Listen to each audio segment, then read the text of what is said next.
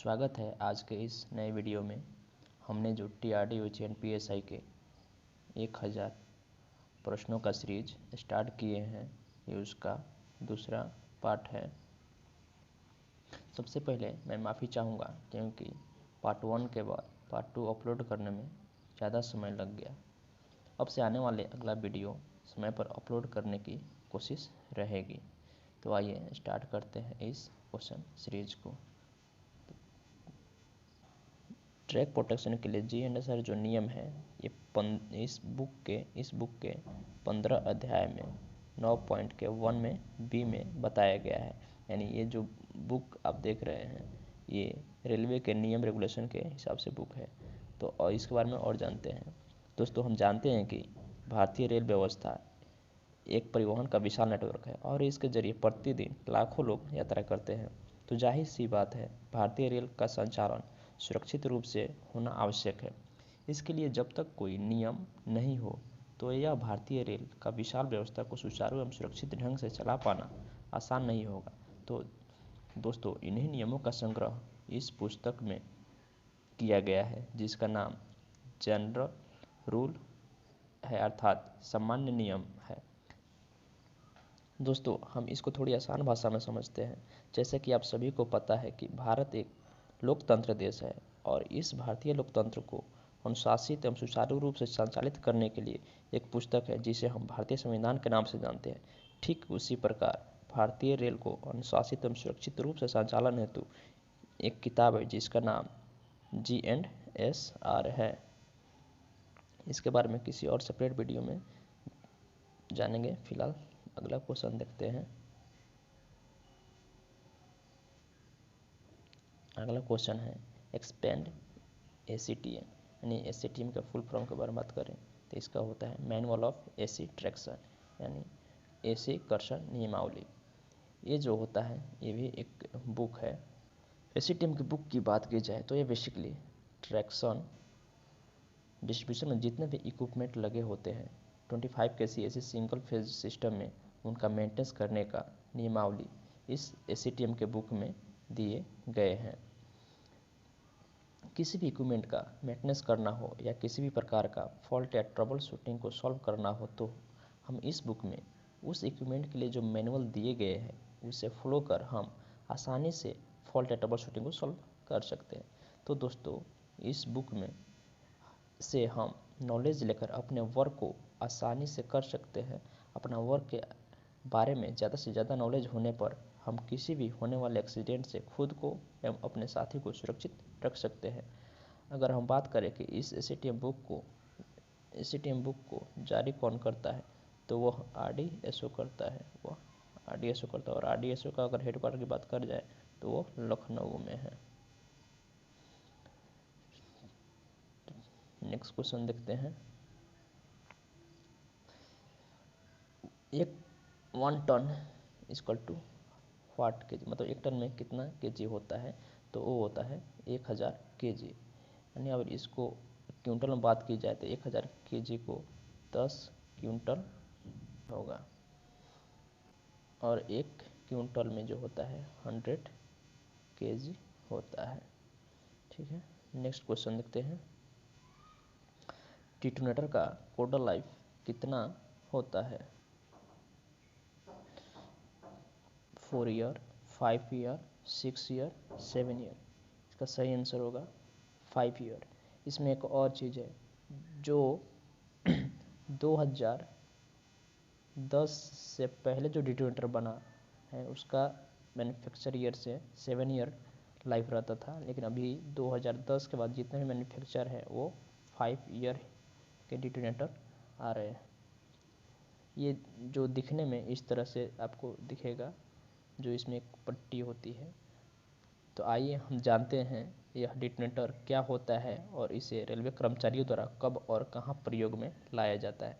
दोस्तों, डिटोनेटर का मतलब होता है बारूद से भरा हुआ पटाखा जो लाल रंग की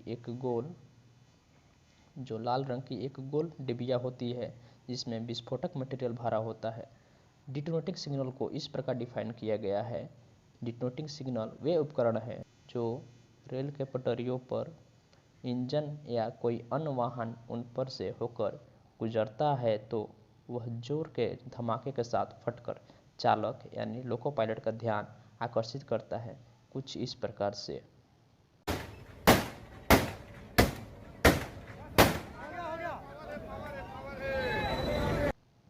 दोस्तों, डिटोनेटर को रेलवे सिग्नल के रूप में प्रयोग किया जाता है। डिटोनेटिंग सिग्नल को पटाखा सिग्नल और फॉग सिग्नल यानी कुहासा सिग्नल के नाम से भी जाना जाता है।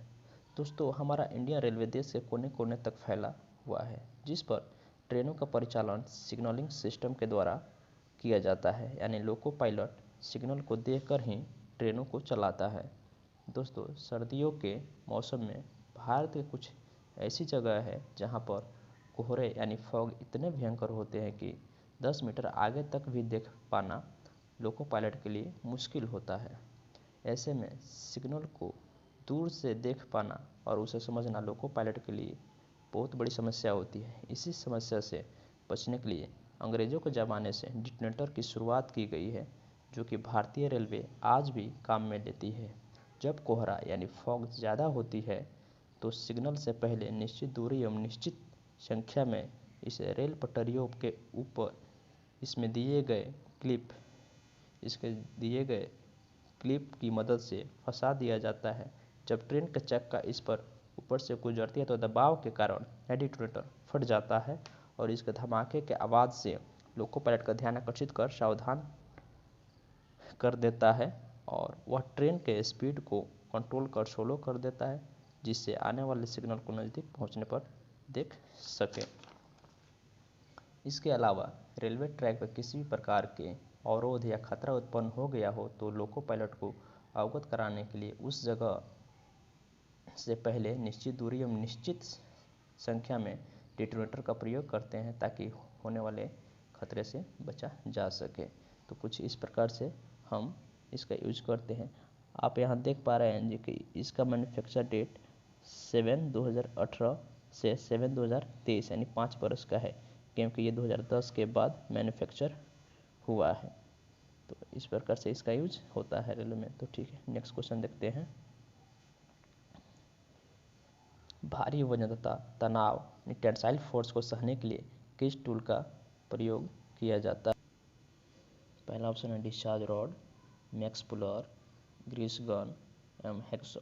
इसका सही आंसर होगा मैक्स पुलर, यानी इस मैक्स पुलर को हम लोग ट्रांसफर भी बोलते हैं, जो दिखने में इस तरह से होता है ये। और इसके बारे में बात करें तो एक ऐसा उपकरण है जो कि लिफ्टिंग एवं पुलिंग के लिए काफ़ी उपयोगी मशीन है, जो कि रेलवे एवं अन्य कई इंडस्ट्री में ये काफ़ी यूज किए जाते हैं। तो आइए समझते हैं इसके बारे में। इसमें 3 हैंडल आप देख रहे होंगे। ये जो हैंडल है ये फॉरवर्ड हैंडल है और ये बैक हैंडल और ये स्लैक हैंडल। तो फॉरवर्ड हैंडल अगर जब लोड लेना हो तो इसको ऑपरेट करते हैं और बैक जो है इससे बैक करने का लोड छोड़ने के लिए इससे ऑपरेट करते हैं। और ये जो है ये न्यूट्रल करने के लिए छोटा सा जो हैंडल दिया है न्यूट्रल करने के लिए इसका यूज करते हैं। इसके साथ साथ ये इसमें रोप के सहायता से इसमें कोई भी लोड उठाना हो लेना हो तो इसके सहायता से करते हैं। जो ये रोप है ये फ्रिक्शन पे काम करता है, जो अंदर फ्रिक्शन के हिसाब से ही पकड़ा होता है। कुछ इस प्रकार से ये जो कॉन्टैक्ट वायर दिख रहे हैं इसको टेंसाइल फोर्स को अपने ऊपर लेने के लिए कुछ इस तरह से अरेंजमेंट करते हैं। और ये यहाँ आप देख पा रहे हैं इस ट्रांसफार्मर को लोड लेने के लिए हम लोगों ने मैक्स पुलर या इंटरफर का यूज किया है, जो काफ़ी हेवी लोड उठा सकता है। तो इस तरह से हम इसे यूज करते हैं। तो नेक्स्ट क्वेश्चन देखते हैं। पुल लिफ्ट किस काम आता है? तो इसका सही आंसर है कॉन्टैक्ट वायर का वजन सहने में। जो कॉन्टैक्ट वायर होता है उसको उठाने के लिए लोड लेने के लिए हम पुल लिफ्ट का उपयोग करते हैं। जो पुल लिफ्ट जो है इस तरह से कुछ होता है, इसमें हाफ टन, 0.75 टन, 1 टन के हिसाब से होता है, जो अपन कॉन्टैक्ट वायर के वजन सहने के लिए यूज होता है। नेक्स्ट क्वेश्चन देखते हैं। ऊंची वायर को मजबूती से पकड़ने के लिए किस टूल का उपयोग किया जाता है? पहला ऑप्शन है कॉमेलॉन्ग, टर्फर एंड पुल इट। इसका सही आंसर होगा कम अलोंग। अब कुछ इस तरह से ये जो अरेंजमेंट आप देख रहे हैं ये कम अलोंग है, जो कॉन्टैक्ट वायर को पकड़ने के लिए यूज किया जाता है। ये अलग अलग साइज़ की होती हैं। जैसे कॉन्टैक्ट वायर की है तो 107 स्क्वायर एम, कटनरी वायर है 65 स्क्वायर एम की होगी। अब नए में यूनिवर्सल कम अलोंग आ गया है, जो हर साइज़ के वायर में फिट बैठती है। तो इस तरह से कम अलोंग जो है वायर को मजबूती से पकड़ने के लिए करते हैं। नेक्स्ट क्वेश्चन है 25 kV सिस्टम के इलेक्ट्रिकल क्लियरेंस का मान वर्किंग क्लियरेंस से अधिक होता है। आंसर होगा फॉल्स।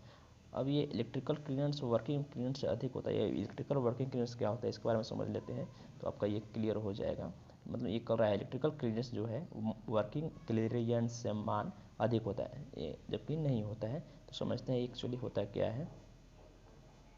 ये जो आप देख पा रहे हैं कैंटिलीवर असेंबली जो है, ये जितना भी रेड कलर का आप असेंबली देख पा रहे हैं ये लाइव वायर है। अब लाइव वायर से जितना सर्कल में 2 मीटर के अंदर जो एरिया होता है वो वर्किंग मान क्लियरेंस होता है, जो कि अगर काम करना हो अगर विदाउट चिप ब्लॉक का तो 2 मीटर के अंदर काम नहीं कर सकते, इसे हम वर्किंग क्लियरेंस कहते हैं। अगर बात करें इलेक्ट्रिकल क्लियरेंस की तो इस तरह का अभी आइसोलेटर स्विच दिख रहा है, जब ओपन कंडीशन में होगा तो ये जो क्लियरेंस है इसको इलेक्ट्रिकल क्लियरेंस बोलते हैं, जो कि ये मिनिमम 500 mm होता है, जो कि कम है। यानी इलेक्ट्रिकल क्लियरेंस और वर्किंग क्लियरेंस की बात करें तो इसमें दोनों में कौन कम है, 500 mm, यानी इलेक्ट्रिकल क्लियरेंस कम होता है। ये FOV देख रहे हैं, FOV इससे ये लाइव और ये डेड पार्ट है, तो ये लाइव से जो बीच का क्लियरेंस होता है ये इलेक्ट्रिकल होता है। अगर यहीं पे अगर हम लोग को वर्क करना हो, यहाँ पे अगर हम लोग को वर्क करना है तो इससे हम लोग 2 मीटर की दूरी पर के अंदर नहीं काम कर सकते हैं, 2 मीटर तक बाहर काम कर सकते हैं विदाउट पावर ब्लॉक का, तो उसको हम वर्किंग क्लियरेंस मान बोलेंगे। और ये जो है इलेक्ट्रिकल क्लियरेंस मान है। तो इस तरह से ये दोनों में अंतर है। तो नेक्स्ट क्वेश्चन देखते हैं। बच्ची लाइनमैन के पास कौन सी योग्यता प्रमाण पत्र होती है? इसका सही आंसर होगा TR01 यानी ट्रैक्शन 01 का योग्यता प्रमाण पत्र होना चाहिए बच्ची लाइनमैन के पास। नेक्स्ट क्वेश्चन देखते हैं।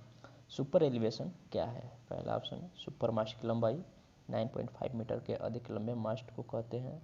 गोलाई में बाहरी रेल का अंदर की रेल से ऊंचा होना, तो इसका सही आंसर होगा गोलाई में बाहरी रेल का अंदर की रेल से ऊंचा होना। अब सुपर एलिवेशन क्या है और गोलाई में बाहरी रेल का अंदर होना से रेल से ऊंचा होना कैसे, इसको समझते हैं। जो ये कर्व पे अभी दिख रहा है यानी गोलाई का जो रेल है दोनों, ये बाहरी रेल है, ये जो है बाहरी यानी आउटर रेल और ये इनर रेल है। तो इनर रेल से जो है ये रेल थोड़ा ऊपर की ओर उठा हुआ है। इस इनर से बाहर की रेल जो उठा हुआ होता है इसी को सुपर एलिवेशन कहते हैं। अब ये कर्व पे सुपर एलिवेशन यानी बाहर रेल को उठाया क्यों जाता है, इसका 2-3 रीजन है। जैसे कि हम जानते हैं कि गोलाई की में गति में जब कर्व पे गोलाई में जो कोई भी मोशन होता है तो उसमें से बाहर की तरफ जो इसे ट्रेन जाएगी, ट्रेन पास करेगी, ट्रेन कोई जाएगी तो बाहर की तरफ ना सेंट्रीफ्यूगल फोर्स लगेगा, बाहर की तरफ सेंट्रीफ्यूगल फोर्स काम करेगा जो बाहर वाली आउटर रेल पे ज़्यादा फोर्स दबाव देगा। इसलिए इसको क्या करते हैं, इनर रेल से आउटर रेल को थोड़ा ऊपर की ओर उठा देते हैं ताकि दोनों पर इक्वल प्रेशर हो। अगर बात करें सुपर एलिवेशन के फायदे कौन कौन से हैं, तो पहला provide equal pressure in rail outer rail, provide centre gravity, reduce centrifugal force and to reduce the wear and tear of the rolling stock, to provide comfort to passenger। दोस्तों आज के इस वीडियो में इतना ही। दोस्तों अगर ये वीडियो आपको पसंद आई हो तो इस YouTube चैनल को सब्सक्राइब तथा लाइक ज़रूर करें, जिससे हमें मोटिवेशन मिले, जिससे हम और वीडियो बना पाएँ। यदि कोई वीडियो के रिगार्डिंग सजेशन हो तो प्लीज़ कमेंट में ज़रूर दें। तो मिलते हैं आने वाले अगले वीडियो में। Thank you.